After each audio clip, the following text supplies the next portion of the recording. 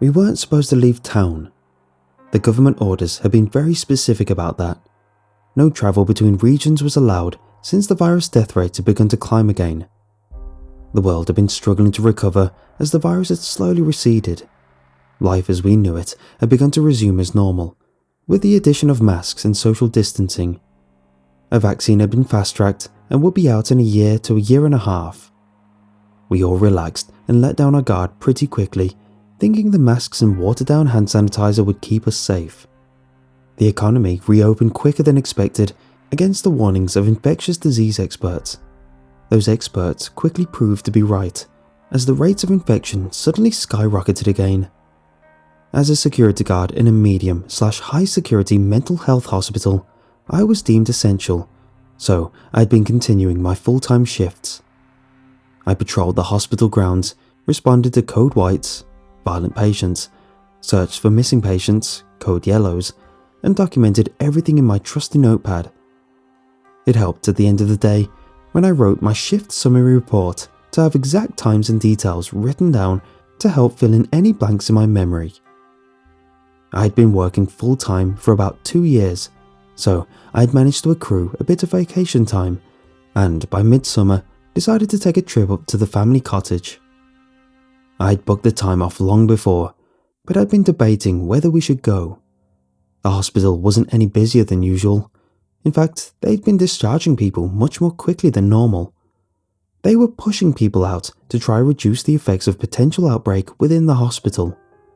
All non-violent patients who could be treated safely on an outpatient basis were given the boot. The halls of many units that had been full of patients just months before were now empty and very spooky to patrol, especially at night. There were several problems with going to the cottage. First of all, it was illegal. The government still had orders in place stating no one could leave their designated region without express permission. There were hotspots where the virus was out of control. Our family cottage was 5 hours away and well outside our region. We would have to pass through several different jurisdictions to reach it. We lived in a hotspot. The cottage community was a cold spot. The TV showed maps in red and blue with shades of orange and yellow in between. Red for hot, blue for cold. In the news, they were reporting about small cottage communities becoming tribal and militaristic about their territory in some places, especially remote blue regions where the virus hadn't yet spread and where hospitals and life-saving supplies like ventilators were scarce. I had gone up to my cottage every year for my entire life. I knew the people up near our cottage to be friendly and neighbourly, so I wasn't worried. Just the news trying to show the worst of everything, I thought. We resolved that we would only stop when necessary and take all the supplies we needed along with us. There would be no reason to go up to the small town near our cottage where we usually went for groceries, coffee or bait when we were up there. I didn't see any harm in it, and we really needed to get out of the city for a while. Our apartment was suffocating. There was no green space nearby, and we didn't even have a balcony. The windows were tiny, and we were on the top floor of an ancient and poorly ventilated building. All the heat from the floors below rose up to us as we steamed like dim sum in the wooden basket that was our 11th floor apartment. We had gotten up to the cottage without incident, relieved not to have been pulled over by any police, since we had no real cover story for our trip and would have been fined and sent back home. I had used an app on my phone which showed police locations to avoid roadblocks. Our cottage is off the beaten path, to say the least. I had one friend admit to me, half-jokingly, that he thought, just maybe, I was taking him out into the wood, after I'd brought him up for his first trip. It was late at night by the time we had gotten up there. Without the benefit of the text I sent him, I'll try to recreate its contents, which were probably slightly less creepy than this. Directions off the highway are as follows. Turn right onto a gravel road from the paved highway. Veer left, continuing past the cemetery, where the roads turn to washboard textured dirt. Turn left after 5 miles, then proceed carefully through the twisting hairpin turns through the dark moonless forest. Turn left onto a laneway of 2 barely visible dirt tracks through long grass, twisting and turning with not a soul in sight in the pitch black night, up steep hills and back down the other side, left again at the gate of what appears to be a walking path. Do not fret about the water only inches from the tyres of the car as you pass through low points where the crickets chirp and bullfrogs bellow.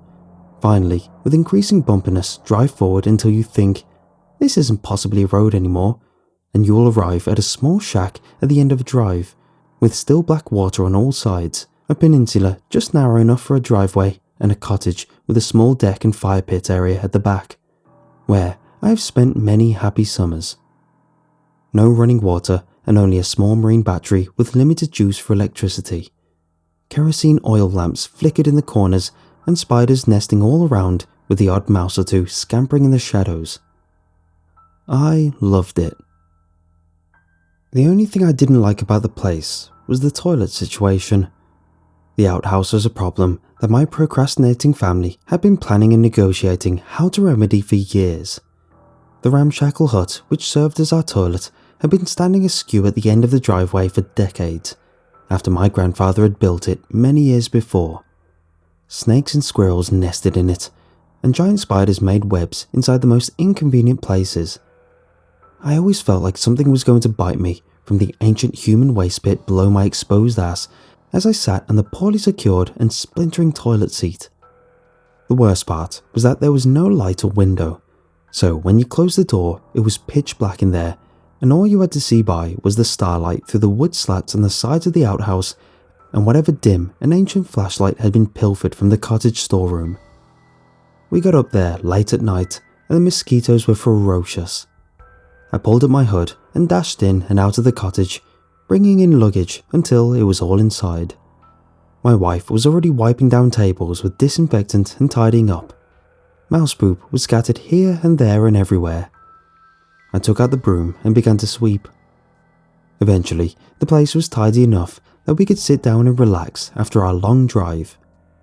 I opened the cooler and grabbed a beer, and Chloe surprised me by doing the same. She doesn't usually drink at all, and I drink pretty rarely, although slightly more at the cottage. The place always had a spooky feeling when you first arrived there at night. We were so isolated there, and it was so quiet, especially contrasted with the constant noise of the car on the road and the never-ending noise of the city. I checked my phone for the time, 11:15 p.m, and saw I had no cell signal. That's strange, I thought. We'd had pretty good service up there since several years before, when they had installed a cell tower close enough to reach us on clear days, and tonight was as clear as they came. We sat on the couch in the tiny old living room and drank our beer. There wasn't much to do up there after dark, especially since we didn't feel like building a fire. Chloe pulled out the laptop and we watched an old episode of Community while we talked. Weird that there's no signal up here all of a sudden. I guess no Netflix tonight, I said. I downloaded a bunch of episodes before we left, she said. I breathed a sigh of relief. We had brought our auxiliary laptop and last I checked, it was dangerously low on content. We had been snacking while we talked for a bit, and my always troublesome stomach started to gurgle and do backflips, signalling an urgent need to hit the bathroom. Hesitantly, I made my way outside and began the 50-yard walk to the outhouse. I turned off my flashlight to admire the stars up above and let my eyes adjust to the darkness. The moonless night was beautiful. The sky above came into focus as my eyes adjusted and I saw the Milky Way start to appear in all its glory. Billions, trillions of individual stars of varying sizes and shapes stood out against the background of milky white, which featured prominently in the sky. Details you could never see decently from the city. Fireflies lit up intermittently in the distance ahead of me. My stomach gurgled again, and I continued on, reminding myself to be careful not to trip walking blindly over the uneven ground toward the outhouse. I paused outside the outhouse in the silent darkness of the forest. In the distance, a coyote howled. I braced myself for what was behind the door and opened the hook latch. I shone the flashlight inside and walked in, turned around, pulled down my pants, and began to sit down. I looked to my left and screamed. A large family of bats had taken up residence inside the rickety old outhouse and were hanging from the ceiling in the corner, their eyes glinting red in my flashlight beam. There were dozens of them inside the outhouse with me, and I suddenly noticed their sticky, oozing guano covering every surface on that side of the outhouse. They woke up and began to beat their wings and shriek, swooping down at me and all around me, nipping at my face and neck. I jumped out the outhouse, my pants halfway off and the flashlight still laying inside the nasty guano-covered ledge beside the old beat-up toilet seat. I crawled away and pulled at my pants to run, zipping them up as I went, blood trickling down my face as I hurried inside. "Oh my god, what happened to you? Are you okay?" Chloe jumped up and ran over to me when I came inside. I told her what had happened and she led me over to the couch to sit. She grabbed a fresh bottle of water from nearby and poured it over my tiny bite marks and scratches covering my face and neck. I decided the only logical course of action was to head to the nearest hospital. I needed a rabies shot and some disinfectant on my wounds immediately. We got into the car and Chloe drove down the nauseating road through the forest to the nearby town, Bronze Lake, where they had a very small 24-hour medical centre. The fact that we were in the area illegally crossed our minds briefly, but neither of us chose to bring it up. If the hospital decided to call the police, the worst they would do is fine us and send us home, we hoped. When we got to the hospital, it was quiet, dark and empty, save for a few cars and a buzzing red fluorescent cross which lit up the parking lot. We walked up to the doors and saw a sign hanging there which instructed us to wash our hands and put on a mask from the dispenser to the right. We did so as a woman appeared unbidden at the glass door. The woman who answered the door turned out to be the nurse. She looked us up and down from behind a mask and face shield, took our temperatures and begrudgingly let us inside after we explained what had happened and begged her for a rabies shot and some alcohol to clean my wounds. The doctor came in an hour later, clearly annoyed at having been called in during the night. "Who do you think you people are anyway?" he asked, frowning as he stabbed me in the ass with a giant needle, a horrible pain running down my leg from my buttocks, causing my knee to buckle. They had seen my ID and didn't appear to be calling the police, but they were ticked off. I could tell that much. "You know, you're coming from one of those hotspots, one of the hottest spots in the country, and you come up here to our community, bring God knows what germs and viruses with you," he trailed off. I couldn't help but feel guilty, but also a bit angry. It's not like we were dirty or something. We had a right to visit our own property, didn't we? To check on it and make sure it was okay. I didn't say anything though. I just nodded my head feebly and apologised, saying we were just checking on a plumbing issue and would be heading back the next day. He didn't seem to buy any of what I was saying, just finished what he was doing and left, leaving his dirty needles and supplies for the nurse to clean up. She came in looking even angrier than before and told us to get out as she began nosily cleaning up the exam room. We got back into our car and I turned it on, backed out to the parking spot and headed back to the cottage. After a few minutes of driving, I looked in the rearview mirror and saw headlights behind us. It was unusual to see anyone on the roads at this hour of night before the pandemic, and since then it had been deserted everywhere. We had barely seen another car on the road, even in broad daylight, so it startled me a bit when a car began to follow us down our winding way back to the cottage. The gravel road continued on for a while, with houses on both sides of the road where locals lived.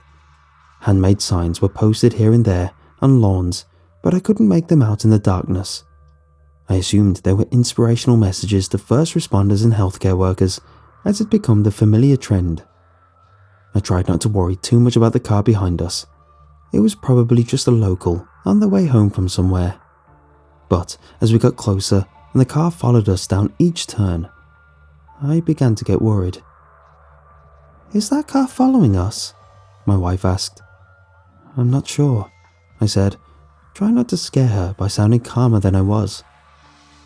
I slowed down to a crawl, begging the car to pass me, but it stayed stubbornly behind me, its headlights now blinking bright as it pulled closer and closer to my bumper. I remembered a tip I heard somewhere. If you think someone is following you, pull over. I told Chloe what I planned to do, and I pulled over to the side of the narrow road, opening my window slightly and waving the car behind us past. The car pulled over behind us. It just sat there with its headlights on, and for a moment, I couldn't tell what was happening behind us. The headlights in my mirror were too bright. The car suddenly pulled away from the side of the road and sped away. I tried to get a good look inside, but couldn't see through the tinted windows of the old yellow Dodge Neon that drove past us. Trying to tell ourselves it had been nothing, just another car on the road, but we were both freaked out to say the least. After waiting for a while, I started driving again. The dust from the car which had been following us still hung in the air as we proceeded onward. We chatted nervously as I drove, trying to talk about something, anything else, other than what had just happened. "I think that doctor hit a nerve with that damn needle," I said. "Oh no," Chloe said soothingly. "Are you alright?" "Yeah, I think I'll be okay. It just feels a bit numb all the way down my leg. Not a good feeling at all." "Do you want me to drive?" Chloe asked. "Nah, I think I'm alright. It's not that bad," I said. In truth, it didn't feel good at all, but I didn't want to stop again, and I definitely didn't want to get out of the safety of the car, even for a second. "Okay, if you're sure." She looked worried. We finally made it back to the driveway of our place. Just 2 dirt tracks in the grass, barely wide enough for the car. I hadn't noticed when it happened, but the cloud of dust which was hanging in the air from the yellow Dodge had disappeared suddenly, and the air was clear again. The car had pulled into a property along the way somewhere. There were no crossroads in this area of the woods. I turned into the driveway and drove up the long and winding road towards the cottage. We got inside and locked the doors behind us. I told Chloe I was exhausted and ready for bed, and she agreed. We pulled out the futon and made the bed quickly before lying down and tossing and turning restlessly. Neither of us could sleep despite the late hour. We were both on edge. The cottage was completely silent until we heard a noise. Kurr, shh, kurr, shh, kurr, shh. "What is that?" Chloe sat in the darkness. Whatever it was, it sounded familiar. It was a noise I had heard 1,000 times before. But what was it? It sounded like it was coming from the front of the cottage. Kurr, shh, kurr, shh.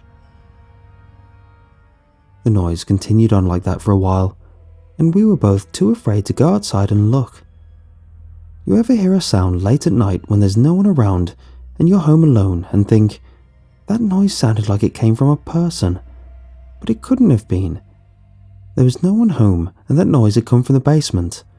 Those footsteps, that cough, the silent tapping of an impatient foot, it was all in your head. It had to be. That was what this noise was like. Finally, I placed the sound, but that didn't make me feel any better. At first, I didn't want to tell Chloe, but I had to get a second opinion. She would tell me that I was crazy, I hoped. "Does that noise... Sorry, are you still awake?"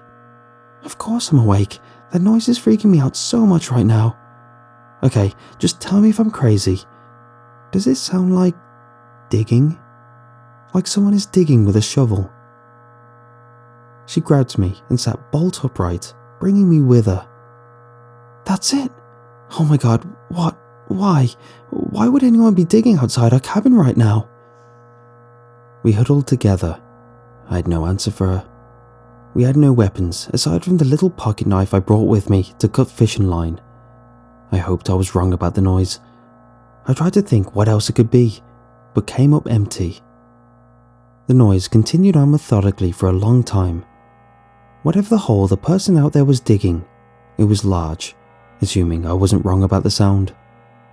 I checked my phone periodically for signal, hoping maybe for a bar or two to call 911, No service stayed stubbornly embedded on the top of my screen. After an hour or so, the noise finally stopped. We both lay awake, our eyes fixed on the ceiling, unsure of what to do, waiting for the light of morning when the world outside would be a less terrifying place, we hoped. Sleep was out of the question. I told Chloe I wanted to leave as soon as possible. I was sure of that much.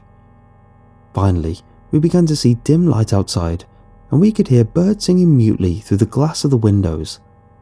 We didn't hear anything for a while, and despite our fear, our exhaustion took over and we both drifted off into a light and dreamless sleep.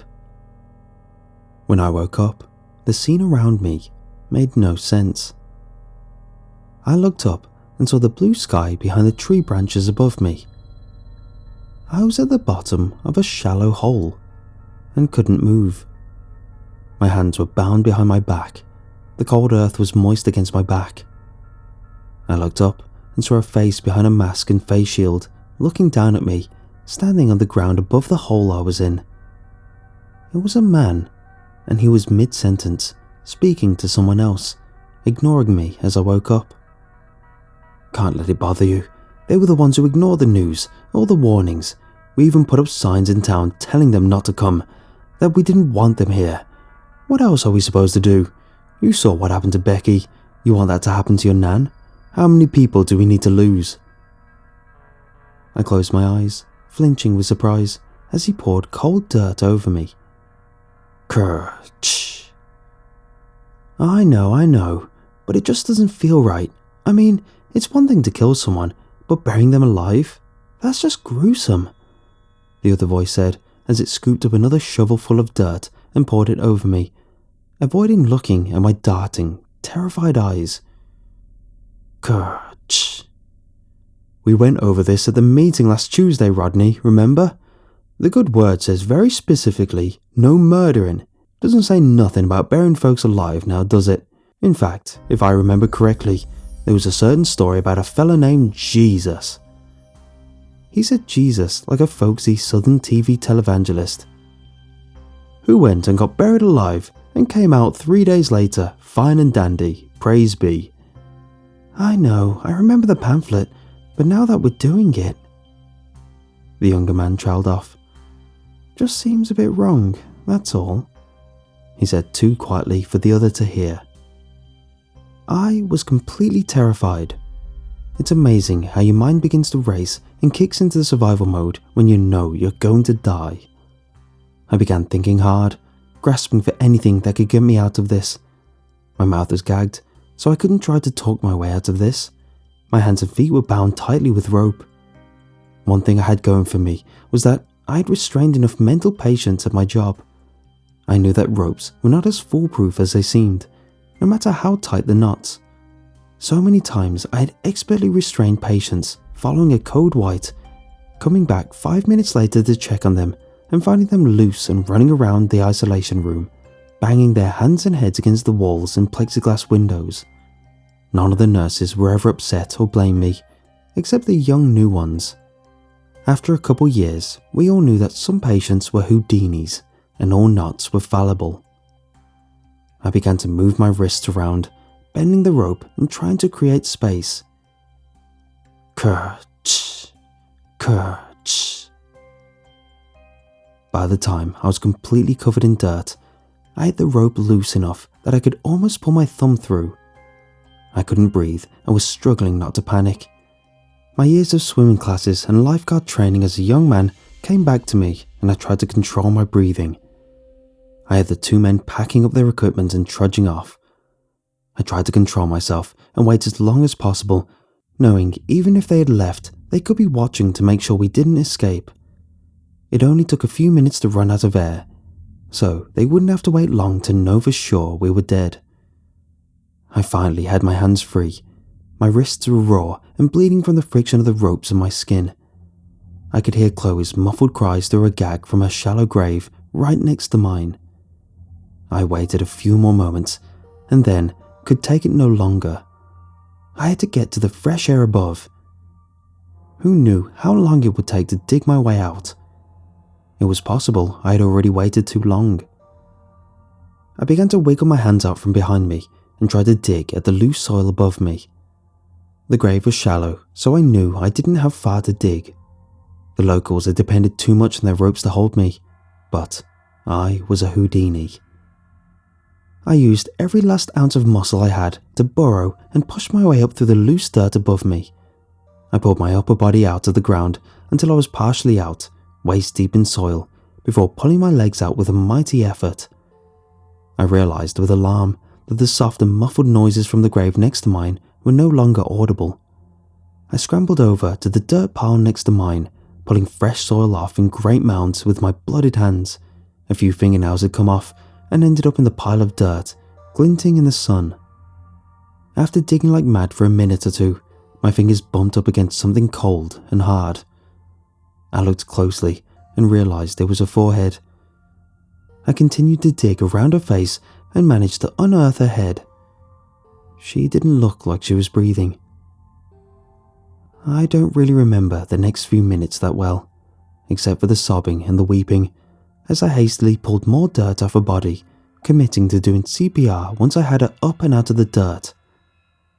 I finally got her onto the solid ground above the shallow grave and checked her pulse. It was there. Beating weakly, but it was there. I looked down at her throat to check her airways. It was occuled with dirt. I reached in and pulled out a chunk of earth which had clumped together and gotten lodged in the base of her throat. I cleared the dirt around her nostrils away and saw she was breathing shallowly. I tried a sternal rub, a quick maneuver used to check if someone could be brought back to consciousness through pain infliction. I rubbed hard with my knuckle against the bony prominence of her chest. "Chloe!"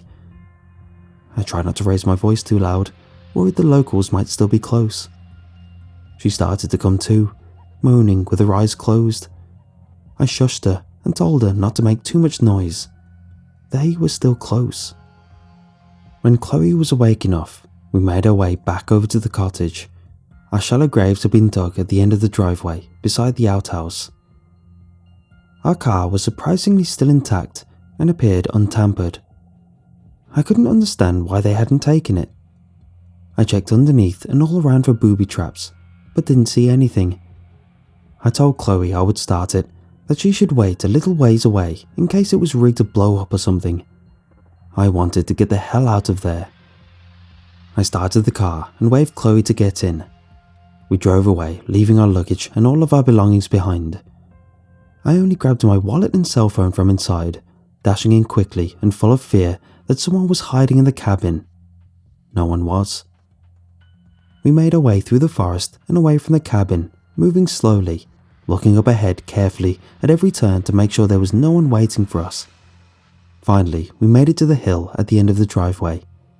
I drove up the hill slowly, beads of sweat pouring down my face, terrified of what might be waiting for us once we crested the hill and approached the gate to the cottage. Would they be waiting for us there? As we crested the hill, I saw someone was in fact waiting for us. A man in a mask and face shield stood beside a black Volvo at the end of the driveway. He was waving a little flag. I stopped the car. He waved meekly and pulled up his shirt a bit, exposing his waistline.